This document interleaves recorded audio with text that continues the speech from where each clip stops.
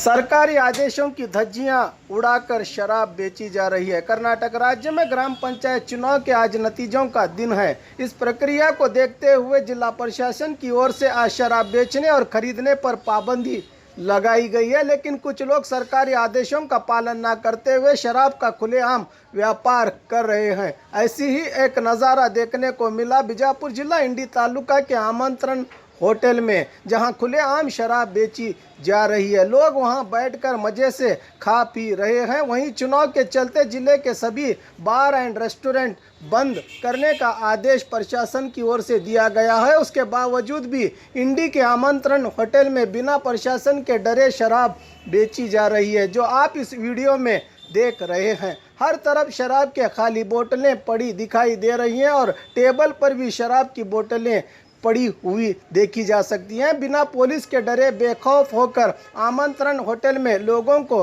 बिठाकर शराब दी जा रही है और उन्हें बैठकर शराब पीने दिया जा रहा है। वीडियो देखकर लगता है कि इस होटल के मालिक को सरकार के आदेशों का कोई फर्क नहीं पड़ता। अब इस वीडियो के वायरल होने के बाद देखते हैं कि जिला प्रशासन और जिला पुलिस विभाग क्या कार्रवाई करता है।